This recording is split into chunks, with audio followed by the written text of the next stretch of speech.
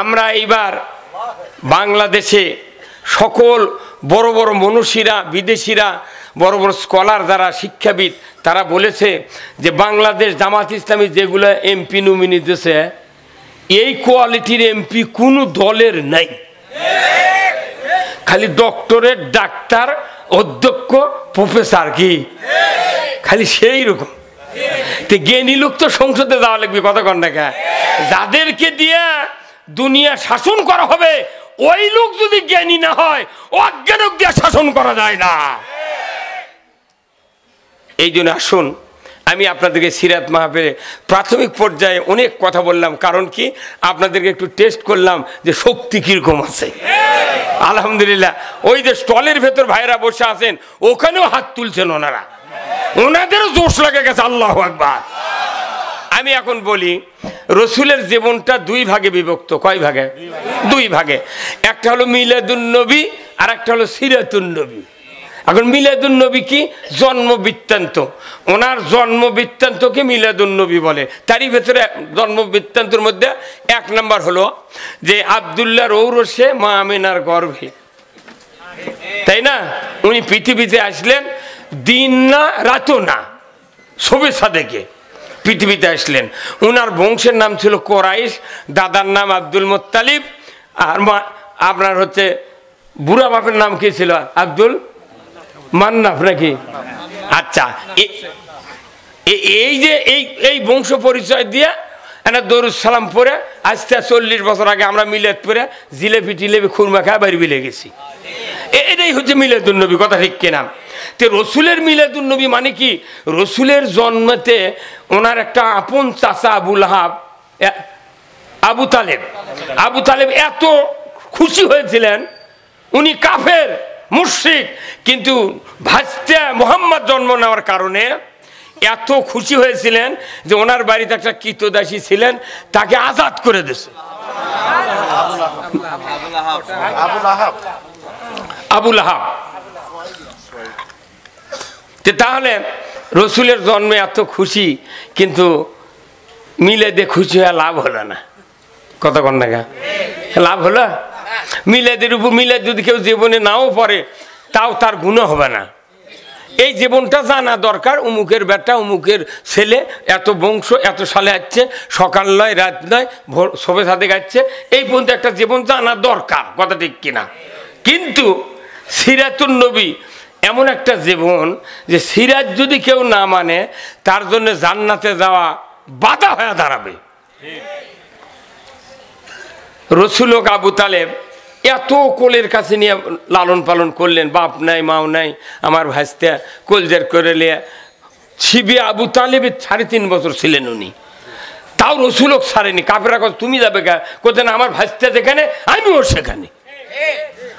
3.5 বছর থাকার পর দেখা গেল এই রসুল নবুয়তের দাওয়াত দিচ্ছেন, কিন্তু দেখা যাচ্ছে যে এক সময় আবু তালেব শয্যাশায়ী, মানে মৃত্যুবরণ করবে। তখন আল্লাহ রসুল বললেন, চাচা আমাকে এত ভালোবাসলেন আপনি, তে দয়া করে একটাবার খালি কালেমা পড়েন চাচা, খালি লা ইলাহা ইল্লাল্লাহ পর্যন্ত পড়েন, তাও আমরা কিয়ামতের দিন সুপারিশ করে জান্নাত দেব। তখন এই উতবা, সাইবা, মুগিরা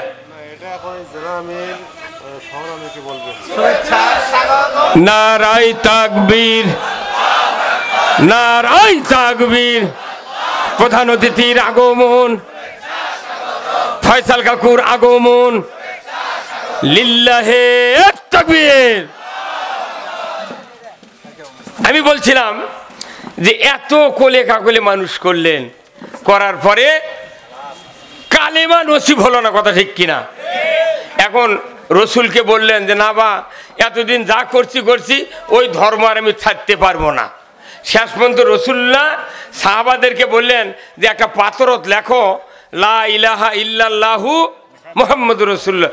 পাথরত লিখে আনলো, আল্লাহ রসুল এই চাচার মুখের কাছে ধরলো, চাচা দেখেন তো এটি কি আছে, আরবের লোক তো পড়তেই পারবি।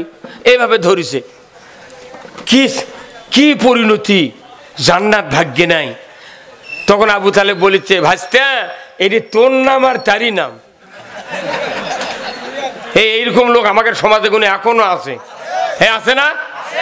যদি বলা হয় ভাই কেমন আছেন, আলহামদুলিল্লাহ কয় না, কয় উপর আল্লাহর দয়ায় ভালো আছি, কি তাই কয় না?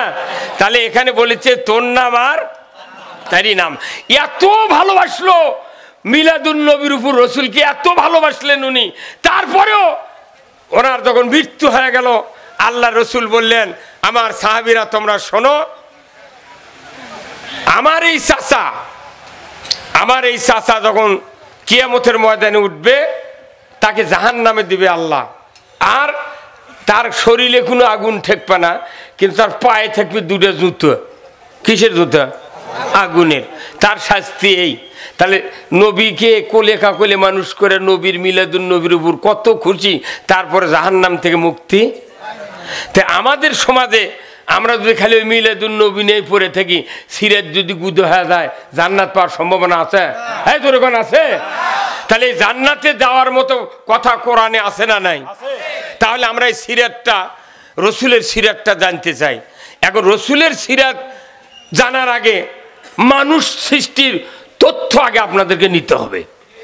রসুল তো সর্বশেষ নবী, কিন্তু সর্বপ্রথম নবী তার নাম কি? তিনি আমাদের আব্বা।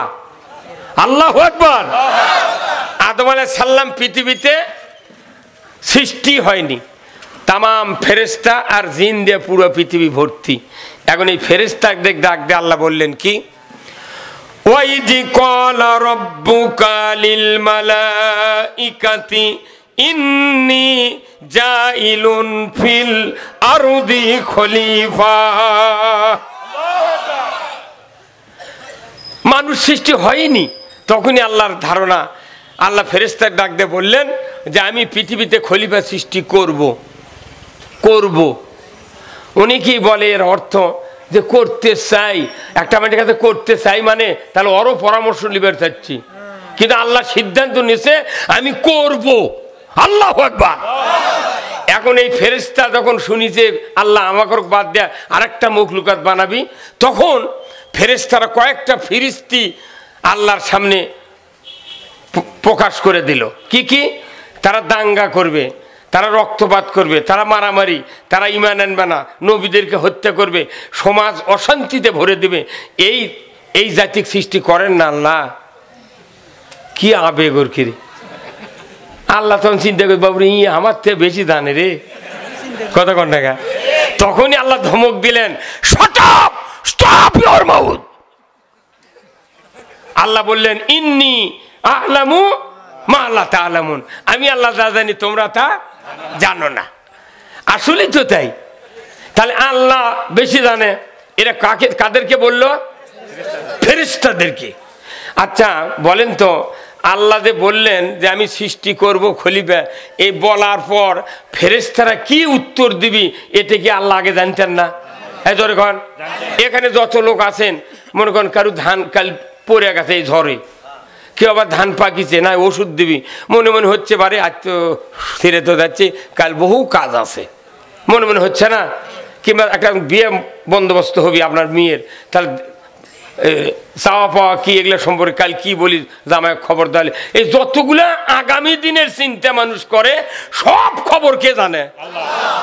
আল্লাহ আগাম খবর জানে। আল্লাহু আকবার। আল্লাহ জানে আমি এই কথা বললে ফেরেশতারা এই উক্তি করবে, এটা কোন আল্লাহ জানে।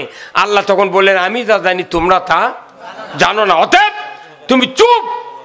তোমরা যে এই ফিরিস্তি পাঠ করলে, আমি তো চাচ্ছি এই ফিরিস্তি পাঠ করলে এই ফিরিস্তি দমন করার জন্য আমার হাতে তো শক্তি আছে, কথা ঠিক কিনা? সেই শক্তিটা হলো কোরআন, সেই শক্তিটা হলো সহিফা।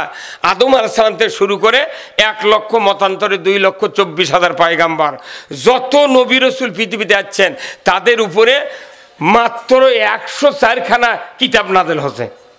কতখানা? আসমানি কিতাব কতখানা? 104 খানা। তারই ভেতরে প্রধান কয়খানা? তারই 1 নাম্বার কোনটা? তার 2 নাম্বার ইনজিল, তারপরে তাওরাত, তারপরে জাবুর। এই 4টে কিতাব। 4 কিতাবের মধ্যে 1 নাম্বার হলো আবার আল কোরআন। এখন প্রত্যেকটা নবীকে সহিফা দিয়ে, কিতাব দিয়ে ওই খলিফাকে আল্লাহ খেলাফত দিয়েছেন, কথা ঠিক কিনা? আচ্ছা বলেন তো কোন নবীর 4 জন খলিফা ছিলেন? আমাদের নবীর, তাই না? সেই 4 খলিফা কে কে?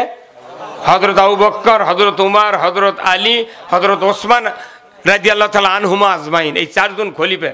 আচ্ছা, এনারা কি পীরের খলিফা? না। তবলিগের খলিফা? জামাতের খলিফা? হ্যাঁ, তেরা কার খলিফা? কেন খলিফা ডিগ্রি হলো সেই কথা এখন? কারণ কি, রসুল যে 10 বছর মক্কার মসজিদে নববীর মিম্বরে বসে 12.5 লক্ষ বর্গমাইল শাসন করেছেন কোরআন দিয়ে, যার পরিধি হলো বাংলাদেশের মতো 27টা রাষ্ট্র একত্রে জোড়া দিলে যতখানি আয়তন হয়, এই পরিমাণ আয়তন হলো 12.5 লক্ষ বর্গমাইল। আর আমাদের দেশ মাত্র 56,000 বর্গমাইল। ওই সাহাবী যদি 10 জন এই বাংলাদেশে থাকতো, এই 56,000 বর্গমাইল আরো 200 বছর আগে দখল হয়ে গেল। কিন্তু আমাদের দেশে কোটি কোটি ইমানদার, কিন্তু শক্তি নেই। আপনারা জানেন, এই যে বলগুলো আছে না, বাল্ব আছে না কারেন্টের, এই বাল্বগুলো ওয়ারেন্টি গ্যারান্টি যেগুলো বাল্ব আছে, সে একটা বল যদি 23 ওয়াট কিনে একটা ঘরত লাগান, 4টা জানলা থাকলে 4 জানলা দিয়ে আলো পাকেরি দেওয়া যাবে। ওয়ারেন্টি আলা বলতো, গ্যারান্টি আছে। আর দেখবেন কিছুদিন আগে আপনাকে এই বাজারত সিএনজি দেয় এলইডি বল বিক্রি আছে, 100 টাকা দিলে নিলে উনি আরো 2টা ফ্রি দেয়। এই কথা কোন টাকা? তাহলে 100 টাকার বল কিনলেন, একটা ফ্রি দিল কয়টা? এই 3 বল যদি কোনো কৃষক ঘরের মধ্যে নিয়ে লাগায়, তাও টিকটিকির আন্ডা দিয়ে ভাত খায়। কারণ মানে বল 3টা, কিন্তু পাওয়ার নাই। আমাদের দেশে কোটি কোটি ইমানদার আছে, কিন্তু ইমানের পাওয়ার নাই। এই পাওয়ার বাড়ানোর জন্য আল্লাহ তাআলা কোরআনে বলছেন, ইন্নামাল মুমিনুনা আল্লাযীনা ইযা যুকিরাল্লাহ ওয়াজিলাত কুলুবুহুম ওয়া ইযা তুলিয়াত আলাইহিম আয়াতুহু জাদাতুহুম ঈমানাও ওয়া আলা রাব্বিহিম ইয়াতাওয়াক্কালুন। সূরা আনফালের 4 নম্বর আয়াত। কি গ্যারান্টি দেওয়া দলিল? গ্যারান্টি দেওয়া দলিল যে যারা মুমিন, তাদের সামনে যদি আল্লাহর নামের উচ্চারণ হয়, আল্লাহর নাম শুনান হয়, ওয়াজিলাত কুলুবুহুম, অন্তর থরথর করে কাঁপে। জোরে কোন আল্লাহু আকবার। থরথর করে কাঁপে, ভয় পয়দা হয়, ঈমান আনার চিন্তা ভাবনা বা জাগে। এমন মুমিনের সামনে যদি কেউ কোরআন তেলাওয়াত করে শোনায়, অর্থ বুঝায় এবং পথে চলার মতো নির্দেশনা দেয়, তখন ওই বান্দা মনে মনে বলে যে যাক, এতদিন যা করছি কোরআনের কথা শুনলাম, আগামীকাল থেকে নামাজও ছাড়বো না, অন্যায় করবো না, আল্লাহ যে কদিন বসে থুবি, কাল থেকে যা হয় হবি, আল্লাহর পথে চলবো। মনে কয় না ভাই বক্তৃতা শুনে? এখন যখনই এই উদ্বেগ হয় চিন্তার, আল্লাহ তখনই আরশ আযীম থেকে ওই মুমিনের অন্তরে জাদাতহুম ঈমানা, ঈমানকে বাড়িয়ে দেয়। ধরে কোন ঠিক কিনা? তার কোরআন শুনলে ঈমান বাড়ে কার কথা? আর গান শুনলে ঈমান মরে কার কথা? নবীর কথা। আজকে আমাদের বাংলাদেশে 87% ইমানদার মুসলমানের দাবিদার, অথচ এই কোরআন নাজিল হয়েছে পৃথিবীর সর্বোচ্চ জায়গায়, জাবালে নূর, এই সমতল ভূমির থেকে 2500 ফিট উঁচুতে কোরআন নাজিল হচ্ছে। কত কন টাকা? 2500 ফিট উঁচুতে কোরআন নাজিল হচ্ছে। এই কোরআনের প্রথম শব্দটা হলো ইকরা বিইসমি রব্বিকাল্লাযী খলাক।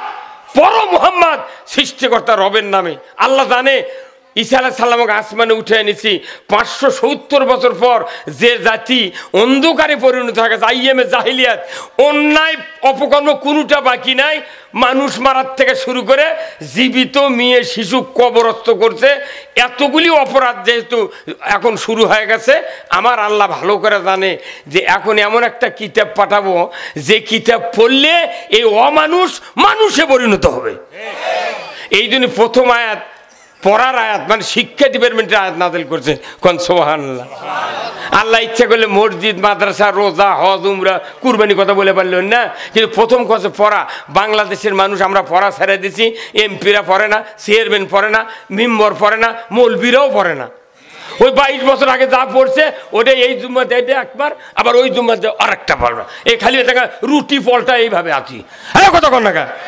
কিন্তু আসল কোরআন যে কিতাব, মানুষের ব্যক্তি জীবন, পারিবারিক জীবন, সামাজিক জীবন, অর্থনৈতিক জীবন, এই জীবনটা আল্লাহর কাছে উন্নত মানের করার জন্য আপনার ব্যবস্থা কোরআনে আছে না নাই? আছে না? সেই ব্যবস্থাটা হলো কি যে আমরা যারা এখানে আসি বলেন তো মখলুকাত কত হাজার? 18,000, তাই না? আচ্ছা 18,000-এর মধ্যে আশরাফ মখলুকাত কারা? আশরাফুল মখলুকাত, আশরাফ মানে কি ভদ্র, এরা ভদ্র জাতি, চেহারা সুরতে সেই ভদ্র। নামাজ না পড়লে একটা লোকের ব্যবহার ভালো, কথা কর না, ফাইন লোক। নামাজ না পড়লে কোনো একটা মানুষ তার মাথা, ব্রেন, বিবেক, হাত পাও, চাহনি, চক্ষু সব একবারে এক ক্লাস। এমন একটা মখলুকাত মানুষ যে এই মখলুকাত ছাড়া কপাল আর নাক দেওয়া শেষ দেওয়ার মতো শক্তি কোনো মখলুকাতের নেই। এই জন্য এটা ভদ্র, একবারে জেনারেল ভদ্র। নামাজ পড়ে পড়ুক না পড়ে না, জাতিতে এনারা ভদ্র। আল্লাহু আকবার। তাহলে এই ভদ্রকে আল্লাহ আবার বলছেন উৎকৃষ্ট করতে হবে। কি করতে হবে? উৎকৃষ্ট। কিভাবে? আল্লাহ কোরআনে বলছেন এই উৎকৃষ্ট করতে গেলে দুটা শর্ত মানতে হবে। কয়টা? দুটা। ইন্নাল্লাযীনা আমানু ওয়া আমিলুস সলিহাতি উলাইকা হুম খায়রুল বারিয়া।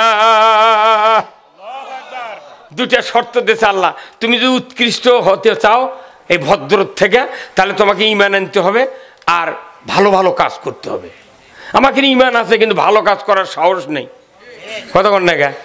এই যে আমরা মহাসমাবেশে গেলাম ঢাকা, নিজের টাকা খরচ করে গাড়ি ভাড়া করে গেছি, নিজে মুড়ি চিড়ে ভাজে লেগেছি, তাও একদল করছে যাচ্ছ তাই লিখে হচ্ছে না।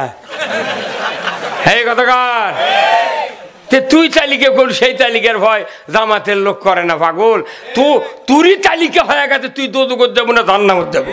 হ্যাঁ কতকার লা ইয়াস্তাবি আসহাবুন নার ওয়া আসহাবুল জান্নাহ, আসহাবুল জান্নাতি হুমুল ফাইজুন। আল্লাহু আকবার। যারা জান্নাতে যাবে তারা হবে এক ধরনের, জাহান্নামে যারা যাবে তারা হবে আরেক ধরনের। হ্যাঁ আপনারা সবাই কোন ঠিক? আপনার কথা না বলে ওনারা কবি এরাই করলেন, আমি কয় কি করবো? কি কথা ঠিক কিনা? হ্যাঁ আমাদের দেশের নেতা হলি তার আর মুখ খোলা লাগে না। এই কতক্ষণ? তাহলে জান্নাতীরা ওরকে চলন ফেরন, ওঠা বসা, অর্থনীতি, রাজনীতি হবে জান্নাতীদের মতো। সুবহানাল্লাহ। আর যারা জাহান্নামে যাবে তাদেরও চলন ফেরন, ওঠা বসা, রাজনীতি, অর্থনীতি জাহান্নামীদের মতো হবে। এখন আমরা মনে করেছি যে আমরা এই রাজত্ব চালাবো, আল্লাহর আইনের কথা বলেছি, তাহলে এটা কি? তাহলে আবার চলে যান ওই আদম আলাইহিস সালামের লাইনত। আল্লাহ তাআলা বললেন যে তোমরা যে বলছো রক্তপাত, মারামারি, হানাহানি এইগুলি করবে ওই খলিফা জাতি, কিন্তু আমি সহিফা দিয়া, কিতাব দিয়া এতদিন 54 বছরে যত মানুষ ক্ষমতাত গেছে, যারাই ক্ষমতাত গেছে, জামাতর মাথা কাটা দিছে, তোকমা দিয়া, অজুহাত দিয়া, বিভিন্ন ইস্যু দিয়া খালি ডাবে ডাবে রেখেছে। এই 5ই আগস্টের পর আর কাটার সুযোগ পায়নি, আর কোনো মামলা দিবার পারেনি। এখন ওই ডালের গোড়ার থেকে লতারা ডাল বার আছে। টেকনাফ থেকে তিতুলিয়া, পঞ্চগড় থেকে পাথুরিয়া, আজকে ইসলামী 8টা দল এক হয়েছে। আলিম ওলামা, চরমনাই, হেফাজত, মামুনুল হক, ইসলামী আন্দোলন বাংলাদেশ, যত দল আছে, যত আলিম আছে, এরা যদি ডাক দেয় বাংলাদেশের ইমানদারেরা আলেমদের দিকে তাকিয়ে আছে, কথা ঠিক কিনা?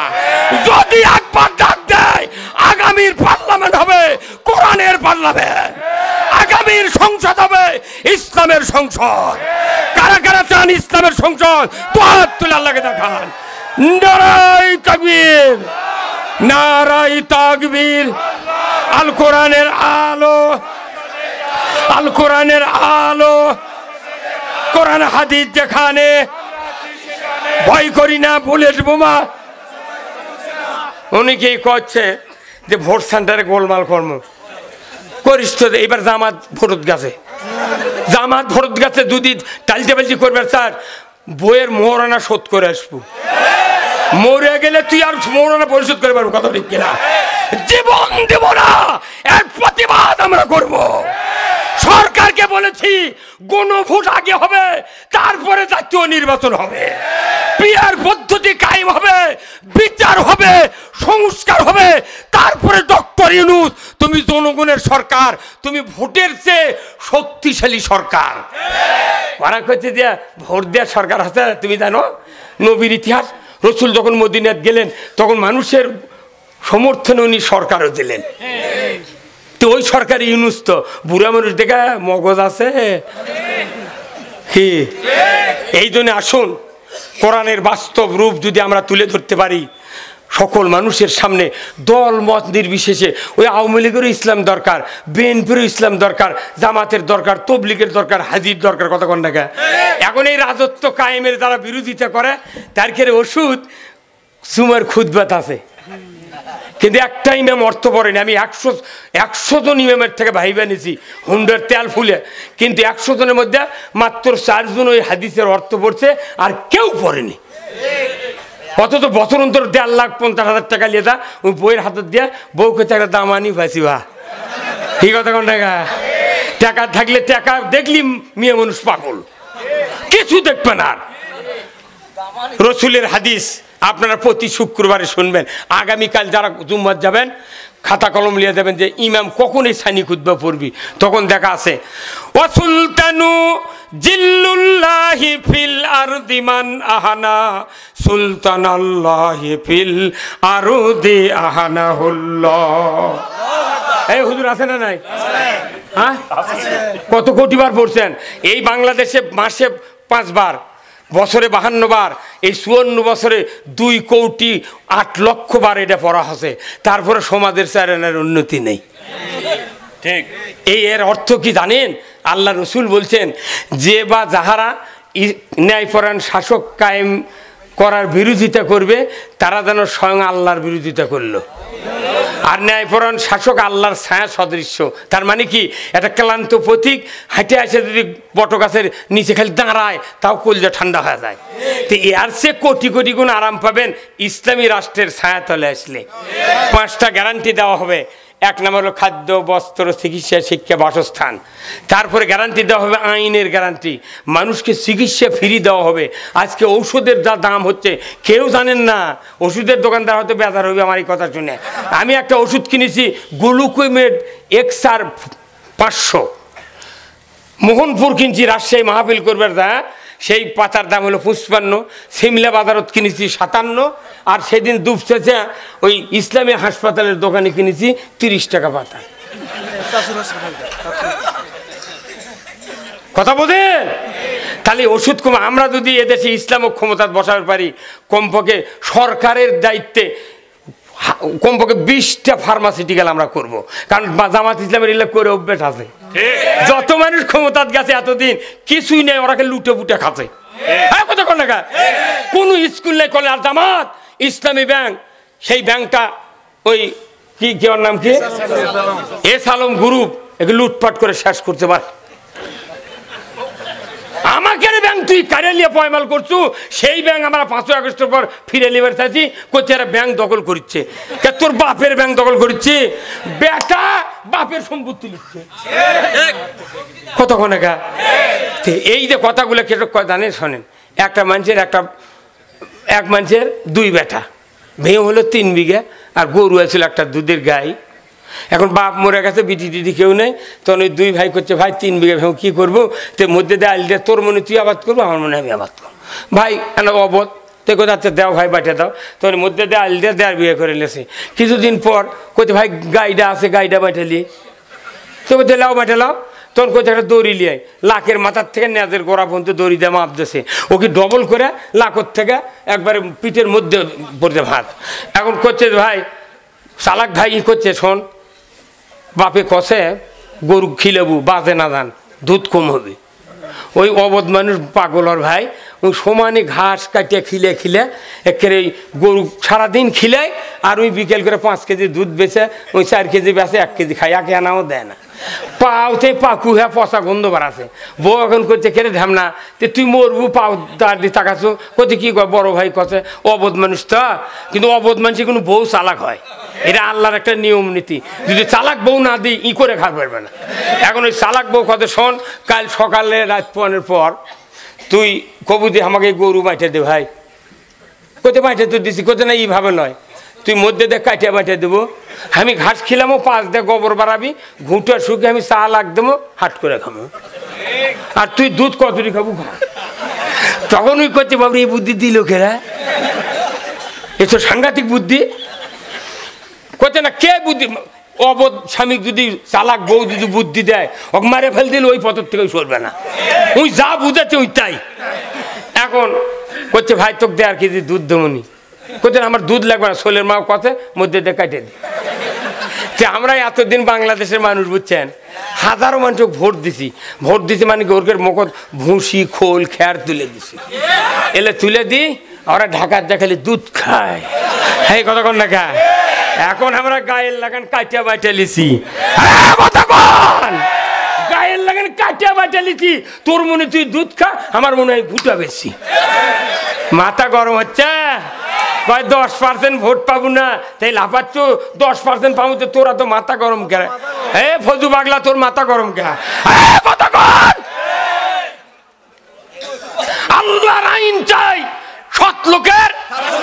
এবার বাংলাদেশের আওয়াজ হবে আমরা সবাই ভাই ভাই, আগামী দিনে ইসলাম চাই। ইসলামী জীবন ব্যবস্থা যদি দেশে চালু হয় একটা বেকার থাকবে না। আজকে কৃষকেরা সার পায় না, খালেদা জিয়া যখন প্রধানমন্ত্রী, এই কতক্ষণ খালেদা জিয়া যখন 91 প্রধানমন্ত্রী, তখন আমি একজন কৃষক, হাই ক্লাস কৃষক। আমি আমার গ্রামের 3 জন কৃষকের তালিকা করলে একজন আমি। সেই মানুষ 300 টাকা বস্তা সার কিনেছি পণ্ডিতপুকুর লাইন ধরে, ওই সার ওই 50 কেজি আছে বস্তা, ওটাই প্লাস্টিকের আছে, কারখানা ওটাই আছে 1360 টাকা 80 টাকা। কারণ কি এগুলো বস্তা একজনে কিনে নেয়, লিয়ে ইচ্ছা মতো দাম বাড়িয়ে দেয়, ওগুলো কাম করিচ্ছে, এই কথা কন হয় না। আমরা যদি ইসলামকে ক্ষমতায় বসাতে পারি, এই যতটা বিভাগ আছে ততটা বিভাগে আমরা সার কারখানা করবো। তিউনিসিয়া বস্তা 2500 টাকা দাম পাইনি এবার এই আমন লাগানোর সময়, ইরি লাগানোর সময়। মরক্কোর ওই মিশরের সার নিয়ে আসা আমি ভিজে থুয়ে দেখি মনে বালকো মাটি, ওটা তো ঘরত ল্যাপ দিয়েছি কি সুন্দর ব্লু কালার। এগুলো দিয়ে আমি রাজশাহীতে বলেছি সেদিন নুরুল ইসলাম বুলবুলের সিটে, যেখানে হারুন সাহেব এমপি, ওই যে পাপিয়া হারুন, হ্যাঁ কথা কন না আপনার এই চাঁপাইনবাবগঞ্জ একবার সদরে সভা করছে। আমি বলেছি বাংলাদেশে যদি কোনোদিন ইসলাম ক্ষমতায় যায়, কেউ যদি কৃষিমন্ত্রী হবার চাও তাহলে 100 বিঘা জমি আমার পাতারে আমি দেব। ওই কৃষিমন্ত্রীকে নিজের খরচে ওই 100 বিঘা জমি কান্দা কাটাতে শুরু করে ধান কাটে আনা বন্ধু তোমার আবাদ করা লাগবে, টাকা তোমার, আর পাশের জমি যে ধান পাবি তোমার ওই জমির ধান পাওয়া লাগবে, তারপরে তোমার কৃষিমন্ত্রীগিরি তোমার, এই কথা কন। ভার্সিটির এক লেকচার আছে আমার কপালত চুমা খাতে, মরদ কে গাইবান্ধার